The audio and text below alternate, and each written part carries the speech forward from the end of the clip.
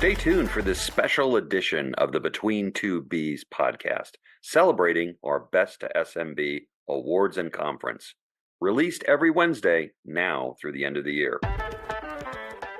Good day, everybody. Dave Walker here again with the B2SMB Institute and your host on the Between Two Bs podcast. Since 2017, every year we have given out a set of awards called the Best to SMB Awards. And it really was to recognize our members who sell at scale to small business. That's kind of their uniting common thread that runs throughout all of our membership. To recognize those who were really best in class, who that particular year were doing it better. So it's our mini humble version of the Oscars. And this particular year was really interesting because of the influence that AI had on our Best to SMB brand, our Best to SMB product of the year, our Best to SMB innovation of the year. AI kept coming up as a really significant feature of all of our winners. And today we're going to focus on the brand that won our Best to SMB offering of the year, vcita. And as we do every year, we like to take our winners and really interview them on, well, what made them best, to really kind of share their playbook, share a little of their background, share a little bit about their culture and their organization. So without further ado, I have three of the leaders of vcita gathered around me here virtually, and I'm excited to speak to each of them, and I'll have each of them make an introduction, starting with you, Rachel Nolan Shapiro. Hi, Dave. Thank you so much for having me again. You basically just said we won the Oscars. So I don't know, I'm already loving this podcast episode.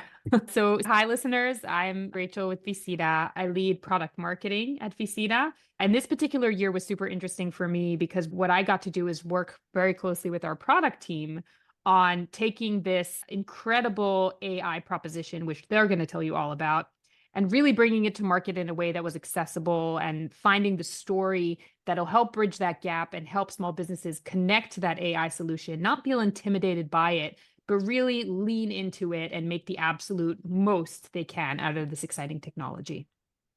And it bears saying out loud that notwithstanding that the Institute itself doesn't necessarily try to serve small businesses, we're trying to help those who sell to small businesses be better. So the fact that you're going to share kind of your playbook on how you have succeeded in really addressing small businesses with this new technology, new capability of AI, I think is really key.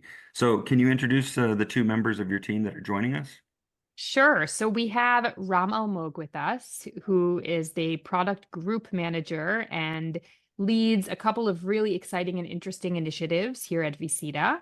And among them, and probably maybe the most exciting of them all, is leading the development of AI into our platform, kind of baking it into our solution. So we really see it as a core part of what we do. So if anyone is kind of considering implementing AI into their SMB proposition, Ram is a great guy to speak to. Ram, you want to introduce yourself?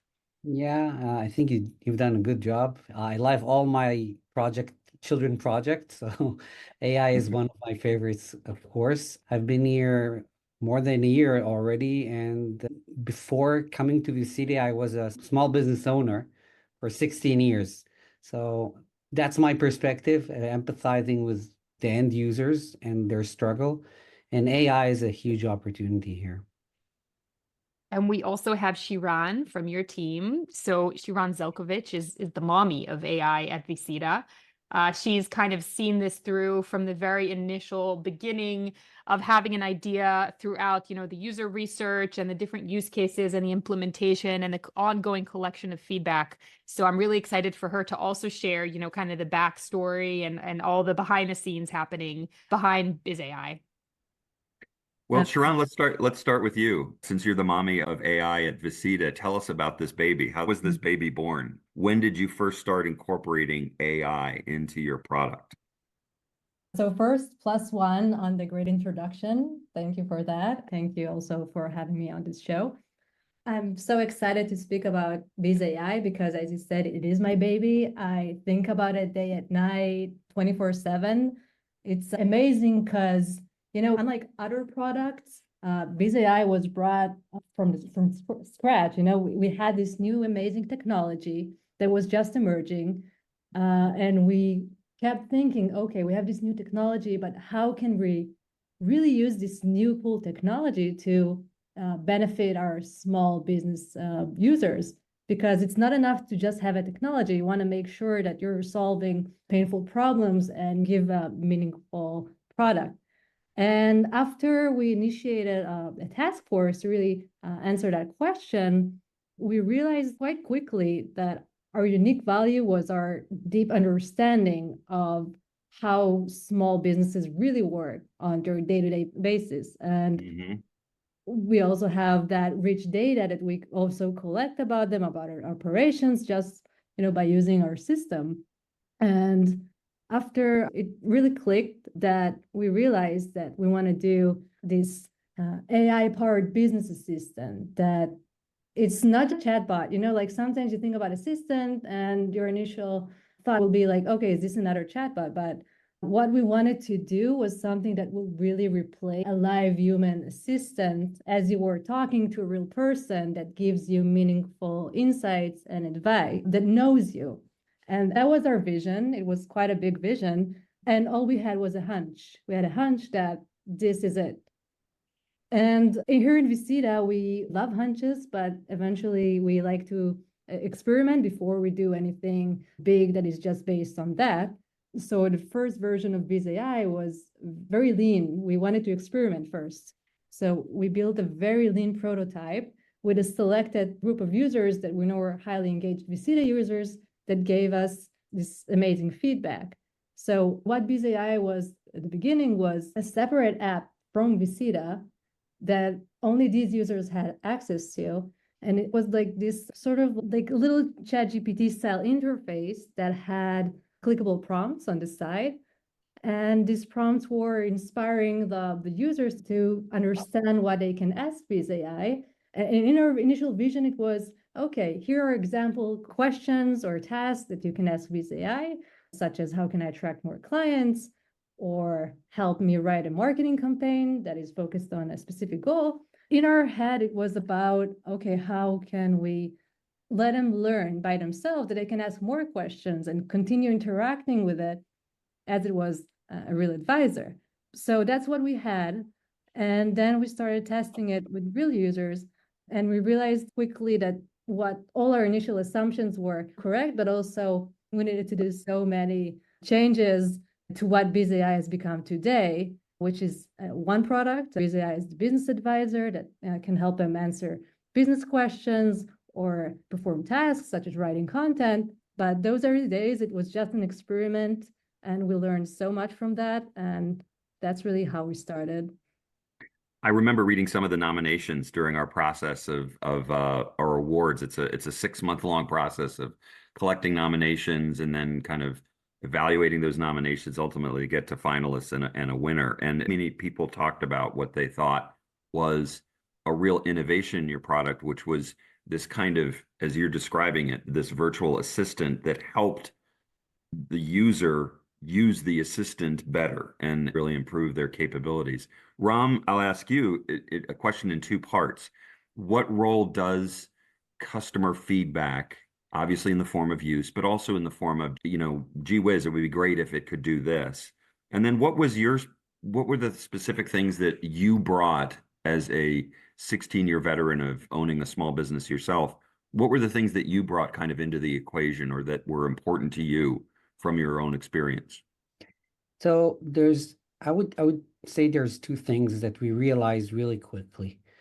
One is that being a user of ChatGPT or other AI technologies is not the reality of our customers, and they have some or little proficiency, or they understand generally what it is, but for them it's a general purpose thing, and they don't understand how this will help them.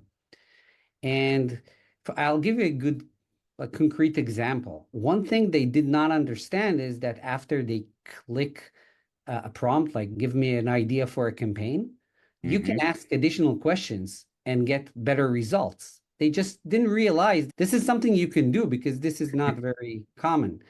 And one of the first modification we did for the chatbot was to encourage it to ask questions.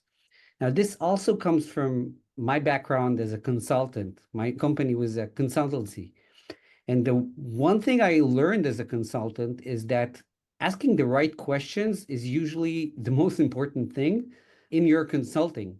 Once you ask a correct question, you already put your client in a position where they deeply understand the problem space, which is very important. Right. So encourage the chatbot to ask questions before it gives you answers. So it would highlight the question, say, you would prompt, give me a marketing campaign, and the bot will say, well, what is the target audience? What are you trying to achieve? What's your budget around that?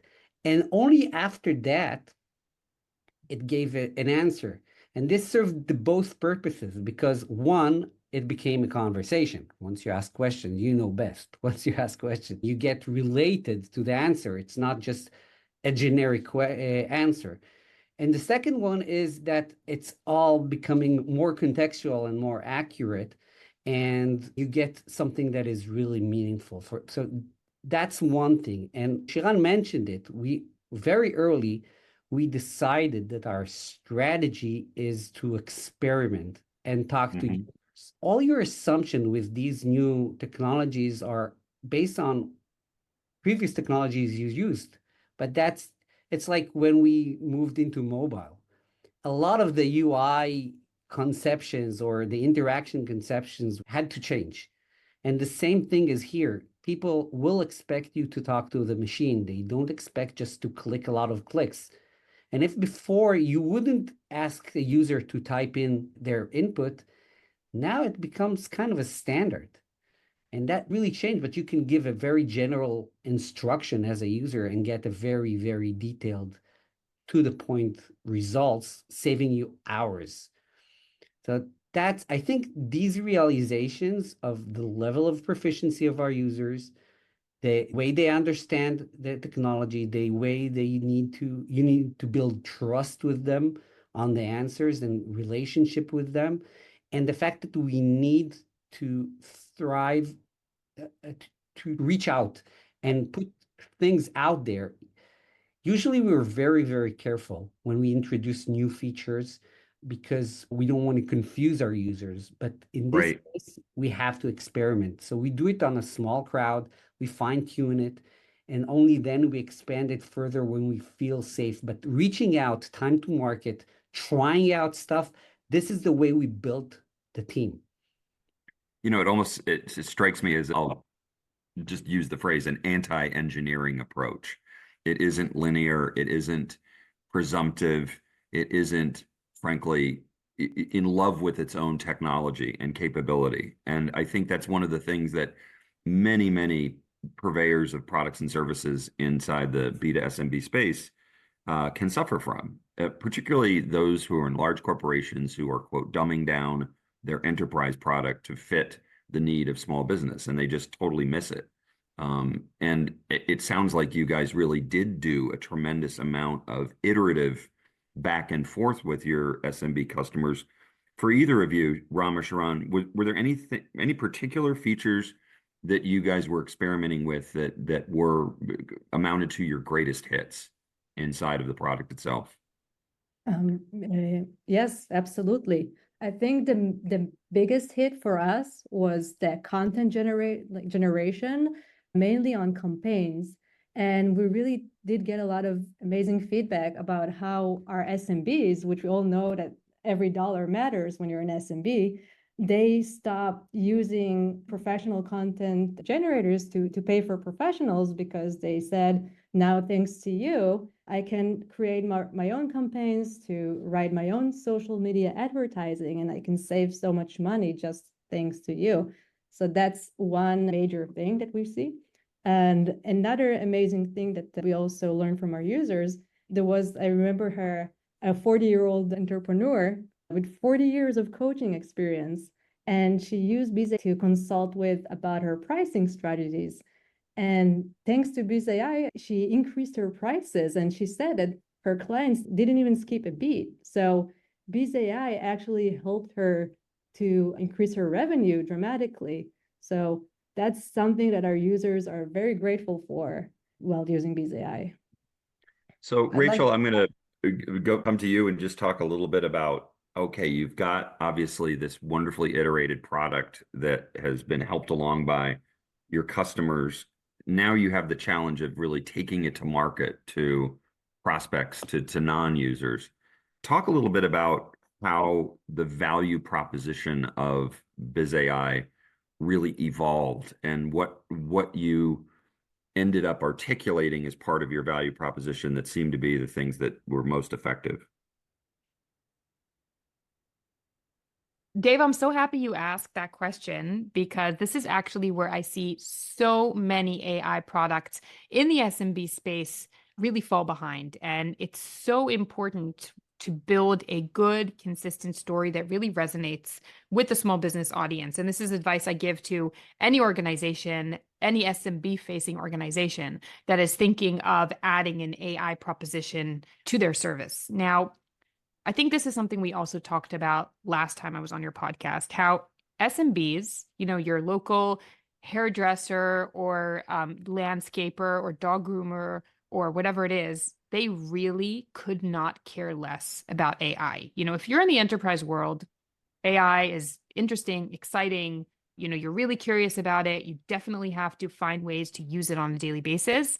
But for so many small business owner, it's just not a thing. And when we approach these small business owners with this proposition, it's not at all about the fact that the technology is based on AI. Right. It's all, and I definitely remember talking about this last time, how it's really about how we're able to impact that small business owner's workday and their bottom line, or it's how we're able to either save them time, save them money, help them do things like increase their pricing or become more efficient with how they work so they can save time and maybe make it home earlier and catch their kids before they go to bed.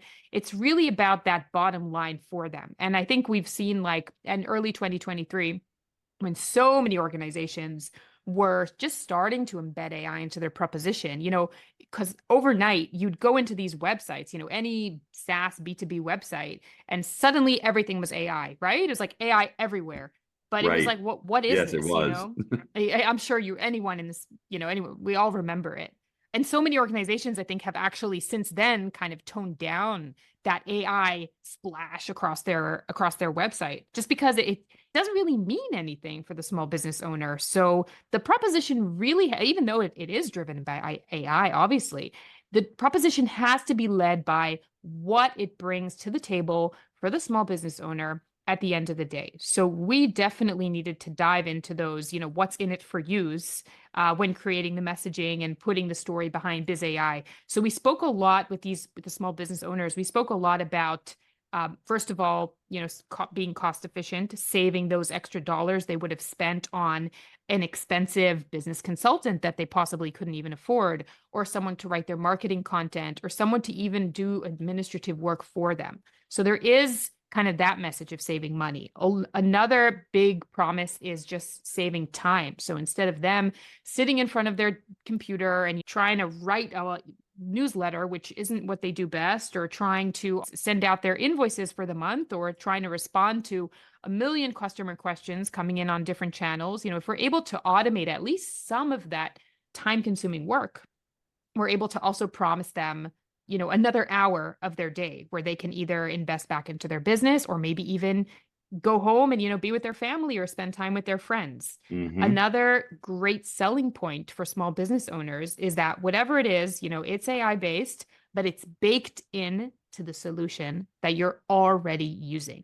So if you're a small business owner, you don't need to head out there and start investigating and learning and experimenting with something super new. Ram spoke about how it's not so easy. There's all these changes in behavior and there's a learning curve. So if you're a small business owner, I want to promise you that whatever you're going to be using, whether it's driven by AI or not, is going to be baked in to your existing tech stack.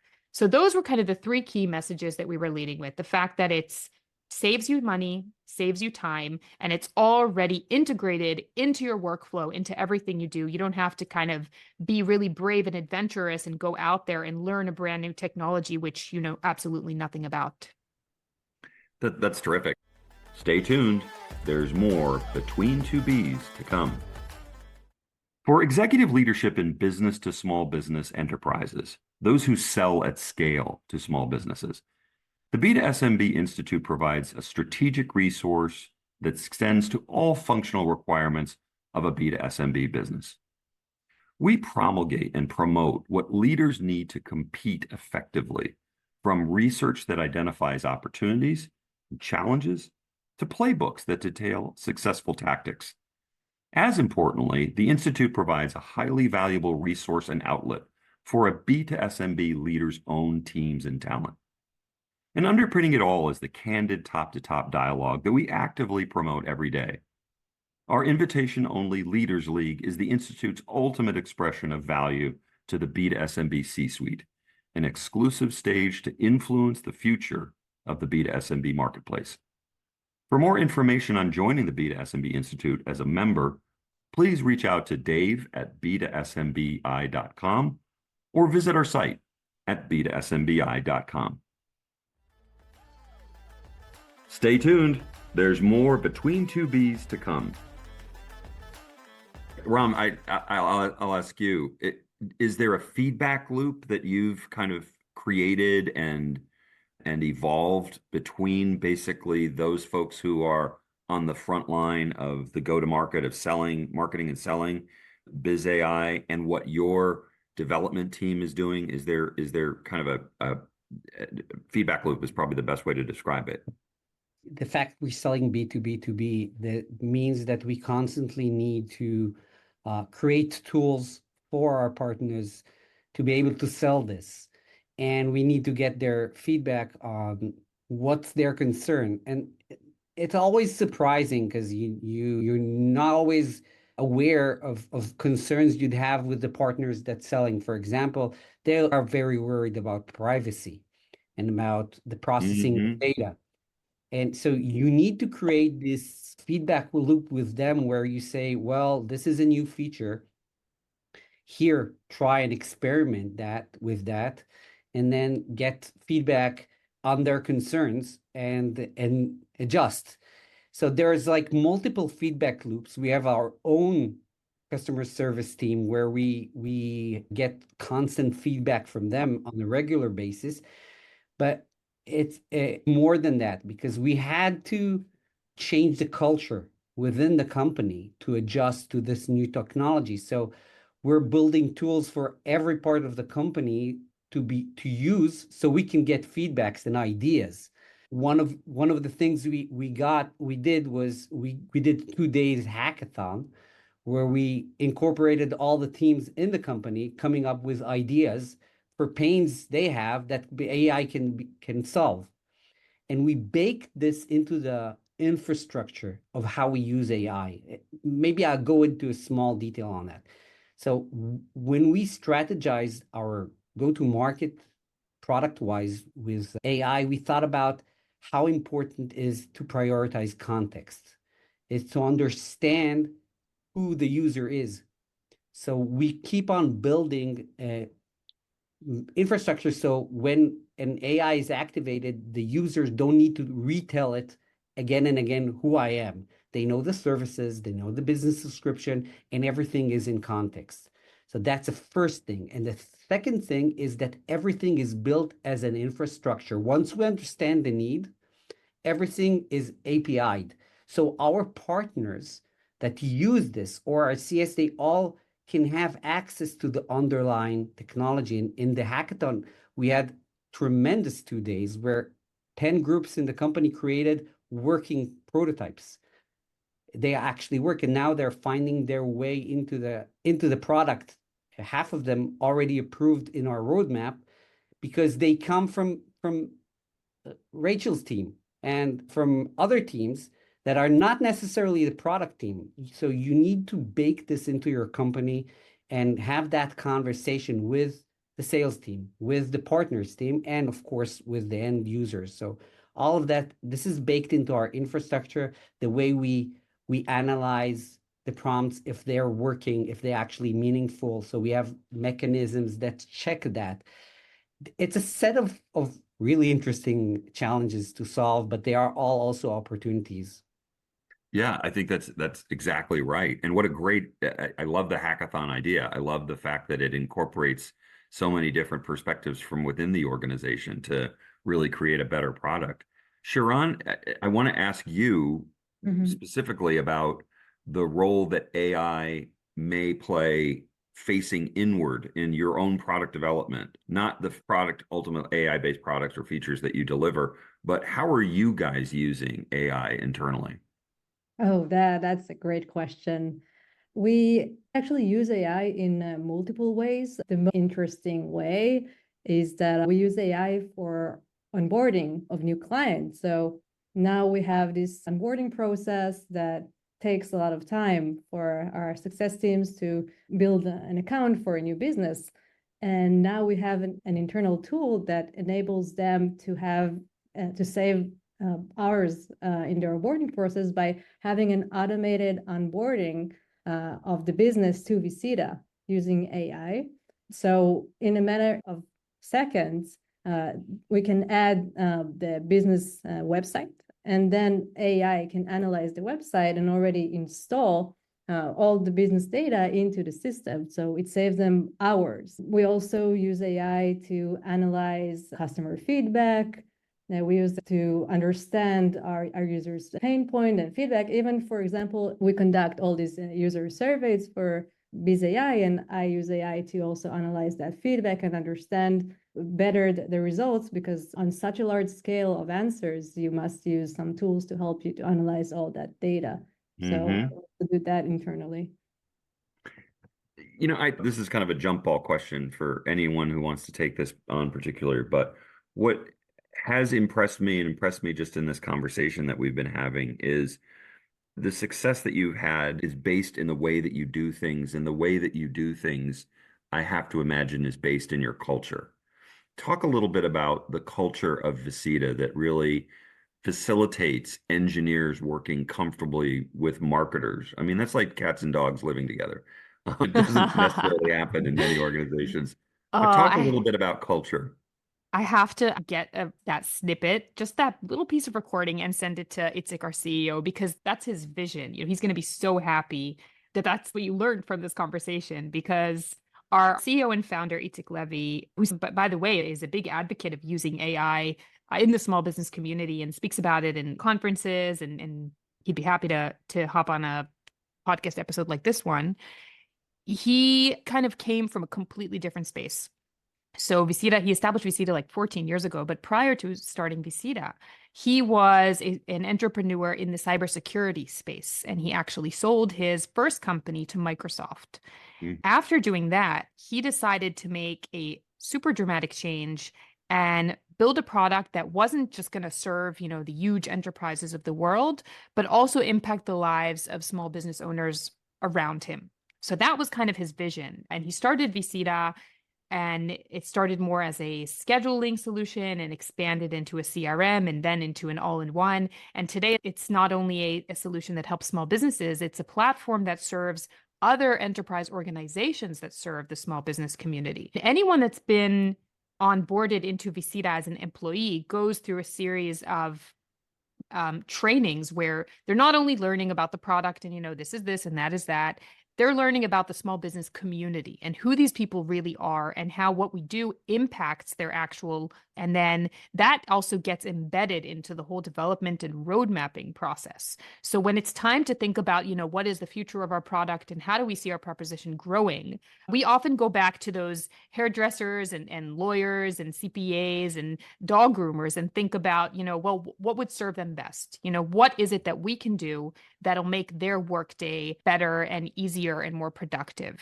And that's really what drives our roadmap. And that's very much part of what it means to be, you know, on the vcita team, on Ram's team, on Shiran's team, even on the marketing team. You know, it's true that at the end of the day, we all have our KPIs, and vcita is a business, and, you know, we work towards the business's success, but we really do rise by lifting others, because the small business's success is the success of our enterprise partners, which is at the end of the day our success. Well said. Ram, Uh, from an engineer's yeah, perspective, Sorry, David, can I hop on that question? I want to add yeah, something. absolutely.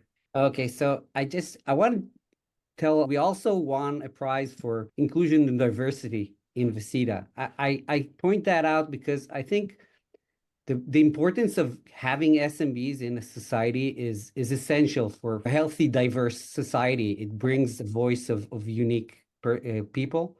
And I think the way vcita is built and our diversity within the culture of the company engraved, I think that's also part of that dialogue, the internal dialogue that happens. I think this is what enables us to really cater for a lot of point of views for our clients and for our clients' clients. And I think that's kind of a key thing when you build a culture. Thinking about that, I think vcita has done a tremendous job, and it's really unique in the landscape. So I had to add that. No, I think that's excellent. Sharon, do you have anything to add to the culture within vcita as the mom of AI? Yeah, actually, what I have noticed, I'm working in vcita for almost 2 years, is that, many organizations the size of vcita have a very, you could say, scaled kind of management. You have your role. These are the things you need to do and say, and you're limited to your role. But I feel like that in vcita, everyone gets to say what they want, and everyone listens to what they say. And so it doesn't matter what your rank is, you'll be heard. And I think that helps us to create better products, because everyone feels safe and want to contribute, because when you work in such a safe environment where you can learn and also to make mistakes, because as we mentioned earlier, we're such an experimental squad. The way we work, the way we try things, sometimes we succeed, sometimes we fail, and that's okay. And when you have such a culture, then everyone wants to bring their 200% to make sure that we deliver the best product and succeed and bring vcita, and in our case BizAI, to the next stage. It's clearly, guys, a listening culture, and you not only listen to the customers and the market, you listen to each other. And I think that those are the most effective organizations in the end, that do the greatest things, because they really are such a collective, so many oars in the water kind of rowing in the same direction. It's terrific. Let me wrap up by just asking each of you to give from a perspective of where you are right now and what are obviously probably on your whiteboards and what you're going to be building into the future. Could you more broadly talk about what the role of AI and its impact is going to be on small businesses for not just the next year, but the next 5 years? So, Sharon, I'll start with you. Okay, that's a great question.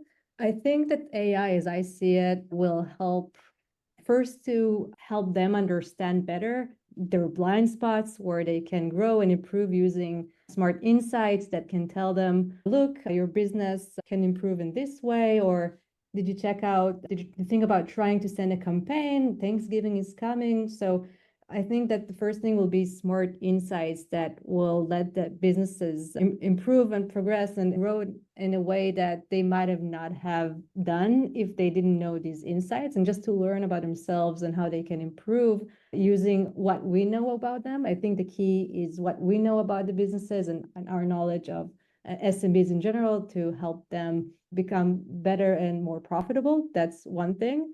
And the second thing, I think, is a fact that AI will have on SMB owners' mental health and well-being. I think that's something surprising that we're starting just to learn right now as we're analyzing the user feedback. And we see that many of our users say that BizAI is not only a business advisor, but also almost a confidant, a friend that makes them feel less alone. There's so much loneliness sometimes as a small, medium business owner, especially for solopreneurs.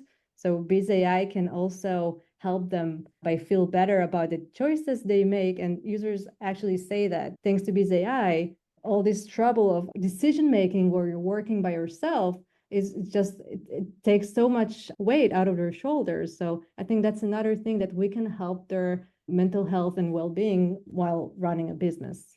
I totally believe that. I 100% think that's a wonderful insight and a wonderful statement of the future. Ram, how about you? 5 years out. Well, I have to say I share some of Shiran's optimism, but I also see the challenges. I think AI puts a risk and then an opportunity, which always goes together. Let's take, for example, a marketing agency, a small marketing agency. If they keep on working with no AI engraved in their business, they're probably going to be replaced because what they're doing can be done faster using AI, and other businesses or corporation will just replace them if they do not adjust and say, well, we can create an initial offering and then create additional 5 options for you to select by using AI, or reduce our prices and cater for more. And if you don't do that, then you might not be able to survive. So it's a risk on that, but also an opportunity, because now a small marketing agency can actually offer things that big agencies used to offer to bigger clients, and they can compete even though they are very small. And I think small businesses always have the opportunity of, they don't have the liability of heavy infrastructure, so they can move quickly and adjust, and some will and some won't. So I don't think businesses will disappear. They're just gonna change, and there'll be more chaos. Yeah, and I think that's kind of the natural state, the state of entropy, basically, is something none of us can escape. But Ram, just a little bit of a leading question. Does, because I think you're onto something, does AI actually allow small businesses to more effectively compete against large enterprises? So for instance, in your case, as a consultancy, does AI allow that your small consultancy to compete with an Accenture or a McKinsey more effectively? Well, I definitely think that's an opportunity to compete, because they can offer stuff they couldn't offer before. And also, bigger enterprises tend to rely on these technologies and lose the unique voice. And that was always the key to success of a small business. People are looking for a unique voice. If you think about like all marketing now, like I don't know what's the percentage of marketing materials created with AI. But if you want to stand out, eventually it will even up. Everybody will be using AI. The people that will know to create unique voice out of it will prevail. And that doesn't have to be a big enterprise. Most likely it will be the small ones. So yeah, I think that's an opportunity for small businesses to compete, to survive, to change, and to get better. But some will make it, some won't. I think our mission is to make it easier for them. Right, right. So Rachel, you get the opportunity to kind of wrap us up and bring us home. And I'm going to ask you a leading question. What impact does AI have on creativity? And contextualize it really. And is AI going to help small businesses be more creative, not just more productive and effective and efficient and smarter? Is it going to help them be more creative?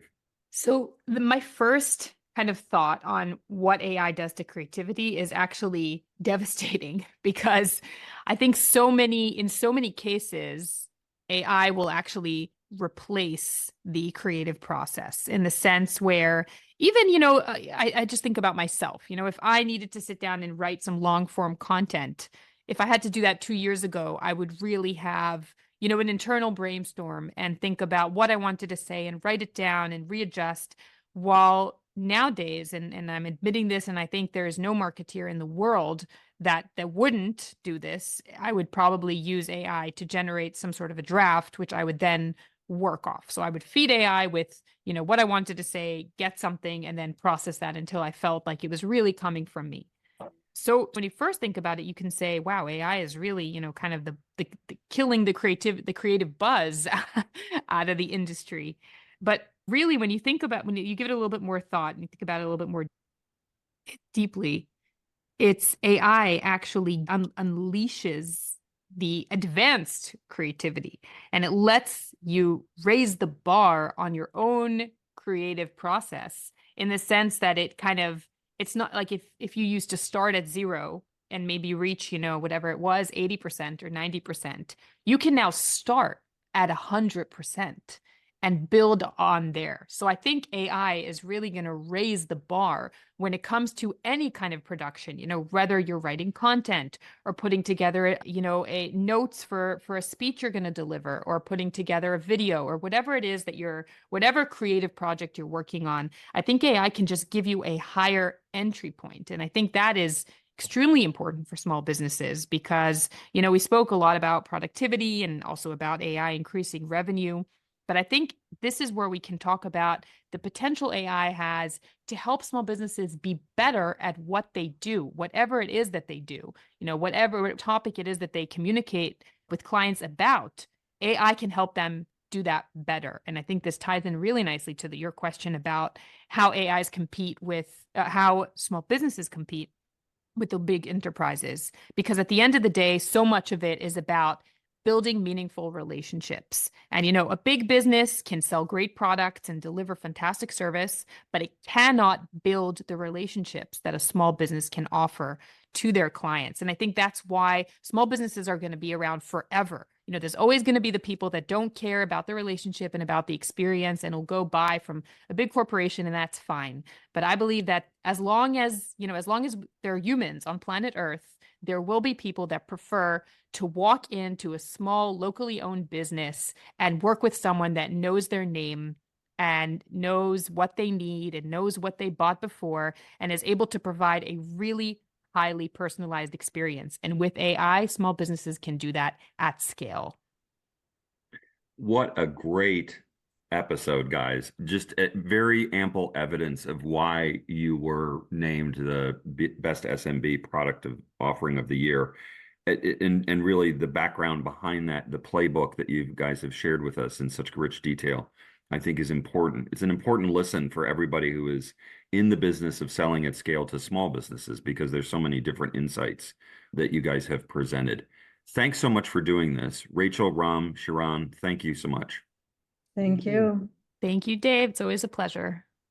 The middle of it is where it's all at. All right, everybody. Thanks so much for joining us, and we look forward to seeing you at our next episode.